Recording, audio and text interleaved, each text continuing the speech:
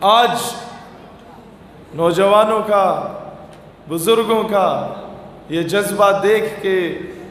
مجھے یقین ہو چکا ہے کہ وہ وقت دور نہیں ہے جب خلافت عثمانیہ کا پرچم دوبارہ ملا عمر مجاہد کا دور واپس آنے والا ہے انشاءاللہ،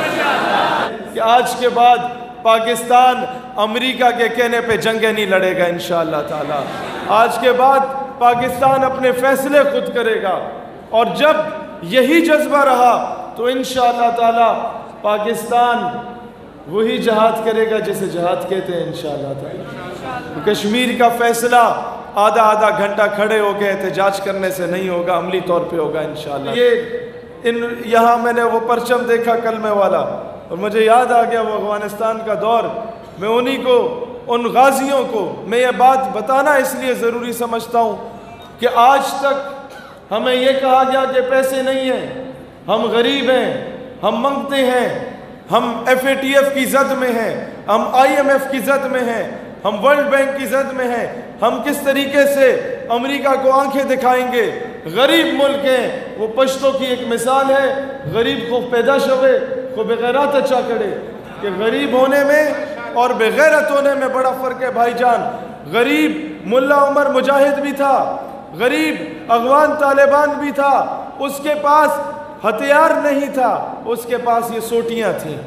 لیکن وقت کی سپر پاور کو جب اس دور میں کراچی کی سڑکوں پہ داڑھی سے گھسیٹا جا رہا تھا ملا عبدالغنی برادر کو، آج وہ مذاکرات کے میز پہ گھسیٹنے پہ مجبور کر دیا گیا امریکہ کو۔ وہاں مجھے قلندر لاہوری کی اس شعر کی تشریح سمجھ آتی ہے کہ اللہ کو پامردی مومن پہ بھروسہ، ابلیس کو یورپ کی مشینوں کا سہارا، کافر ہے تو کرتا ہے شمشیر پہ بھروسہ، مومن ہے تو بے تیغ بھی لڑتا ہے سپاہی۔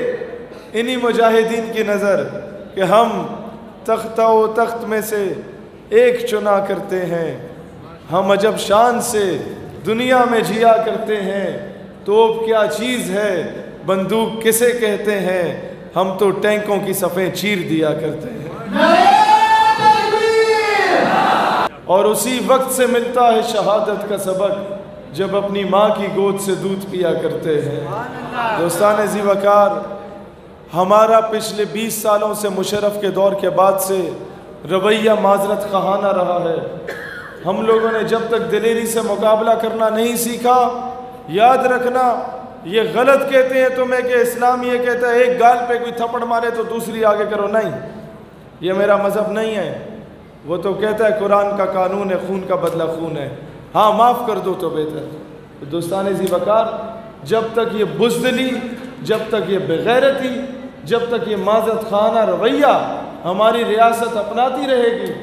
تب تک پاکستان کی بیٹیاں عافیہ صدیقی کی صورت میں اٹھا کے دشمن لے کے جاتا رہے گا،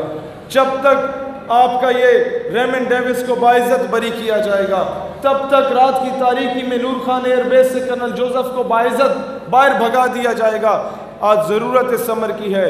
ہم حکام بالا سے بھی کہتے ہیں کہ خدا کا خوف کرو، یہ قوم بجلی نہیں ہے نہ ملے، پانی نہیں ہے نہ ملے، گیس نہیں ہے نہ ملے، ہم گھاس کھانے کو تیار ہیں، لیکن امریکہ کا وہ جو ایڈ ہے اس پہ ہم لعنت بھیجتے ہیں، لعنت بھیجتے ہیں، لعنت بھیجتے ہیں، وہ ہمیں نہیں چاہیے۔ امریکہ کی ایڈ کی بنیاد پر میں ہمیشہ یہ کہتا ہوں کہ قوم کی بیٹی ڈاکٹر عافیہ صدیقی ہے، قوم کی بیٹی ملالہ یوسفزئی نہیں ہے۔